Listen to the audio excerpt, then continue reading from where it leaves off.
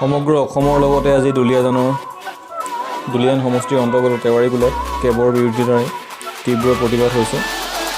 কৃষক মুক্তি সংগ্ৰাম সমিতি, নাগৰিক মঞ্চ আৰু স্থানীয় জনতাৰ সম্পূৰ্ণ সহযোগত তীব্ৰ প্ৰতিবাদ সাব্যস্ত কৰা হৈছে। ৰাজপথৰ মাজমজিয়াত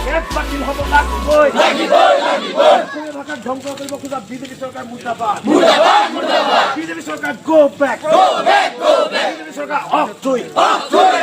বিজেপি চৰকাৰ নিপাত যাওক, বিজেপি চৰকাৰ নিপাত যাওক, নৰেন্দ্ৰ মোদী অমিত শ্বাহ বাংলাদেশলৈ গুচি যাওক, নৰেন্দ্ৰ মোদী অমিত শ্বাহৰ কাম নাই, নৰেন্দ্ৰ মোদী অমিত শ্বাহৰ মুখা খোল খালে। আজিৰ যি অসম বন্ধ সেয়া সঁচা অৰ্থত ক'ব গ'লে ৰাইজৰ স্বতঃস্ফূৰ্ত সঁহাৰি। আপোনালোকে স্ক্ৰীণত দেখিছে কেইবাটাও টায়াৰ জ্বলাই তেওঁলোকে প্ৰতিবাদ সাব্যস্ত কৰিছে। অসমৰ ৰাজনীতিকসকলৰ ভিতৰত আটাইতকৈ ধূৰ্ত আৰু জগাবাজ ৰাজনীতিক বুলি ইতিমধ্যে পৰিচিত হৈছে। হিমন্ত বিশ্ব শৰ্মাই যিমান কথা কয় তাৰ ভিতৰত 80% কথা তেখেতে মিছা কথা কয় বুলি বহুতে ক'ব খোজে। সেয়ে আমিও কওঁ হিমন্ত বিশ্ব শৰ্মাৰ সেই কথাবিলাকৰ কোনো মূল্য নাই। অসমৰ ৰাইজে বিদেশী বোজা নলওঁ বুলি আজিও অসমত প্ৰায় 20 লাখ মান বাংলাদেশী সোমাই আছে। আৰু এই কথা হিমন্ত বিশ্বই কোন তথ্য পায়, কোনখন পত্ৰৰ পৰা, কোনটো প্ৰতিবেদনৰ ভিত্তিত তেখেতে সেই কথা কৈছে আমি কেতিয়াও মানি নলওঁ। হিমন্ত বিশ্ব শৰ্মাই যি বুলি জাহিৰ নকৰক লাগে আমি মানি নলওঁ যে ইয়াত কেৱল 4-5 লাখহে বাংলাদেশী আহিব। ইয়াত 1,70,00,000 লাখ, বৰ্তমান থকা 20 লাখ, টোটেল 1,90,00,000 লাখ মান বাংলাদেশী অসমত সংস্থাপন পোৱাৰ পূৰ্ণ সম্ভাৱনা আছে। পৰিণত কৰিবলৈ বিচৰা হৈছে, কিন্তু আমি ক'ব খোজোঁ দ্বিতীয় ত্ৰিপুৰা অসমখনক কেতিয়াও হ'বলৈ দিয়া নহ'ব। অসমখনক অসমীয়া হিচাপে, অসমীয়া জাতিৰ এটা মৰ্যাদা সম্পূৰ্ণ জাতি হিচাপে জীয়াই ৰাখিব লাগিব।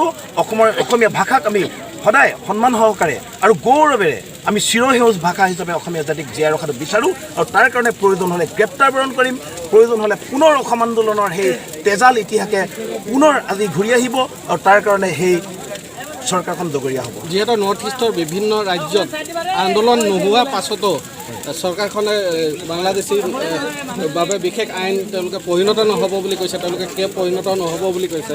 আৰু অসমত আজি ইমান আন্দোলন হোৱা পাছতো তেওঁলোকে জাপি দিব বিচাৰিছে। গতিকে হিমন্তই যি কেন্দ্ৰ চৰকাৰৰ যি ভৰি চেলেকাৰ যিটো ৰাজনীতি বিগত দিনতো আছিলে কংগ্ৰেছৰ সময়তো, আজিৰ দিনতো সেই কেন্দ্ৰ চৰকাৰৰ হয় হুজুৰৰ ৰাজনীতি তেওঁলোকে কৰি আছিল।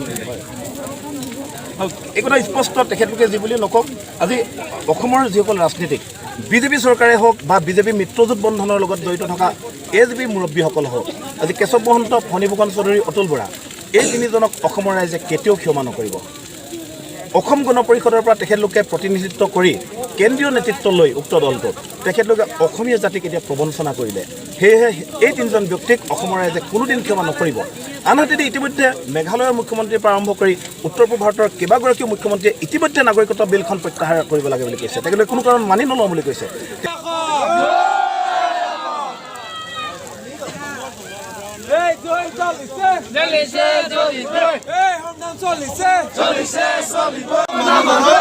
ভোটৰ স্বাৰ্থত কেন্দ্ৰীয় চৰকাৰে ৰাজ্য চৰকাৰে আমাৰ ভাষা, অসমীয়া কলা, সংস্কৃতি আমাৰ ওপৰত কেব জাপি দিব বিচাৰিছে। এই কেব আমি কেতিয়াও মানি নলওঁ। কেব বাতিল হ'বই লাগিব। কাইলৈ যদি ৰাজ্যসভাত কেব যদি গৃহীত কৰি অসমৰ জনতাক যদি ৰাম ধমক দিয়ে, তেনেহ'লে আমি অসমীয়া জনতাই, অসমৰ সৰ্বস্ত জনতাই জাতি ধৰ্ম বৰ্ণ নিৰ্বিশেষে ৰাজপথলৈ আমি ওলাই আহিম আৰু স্তব্ধ কৰি দিব কম।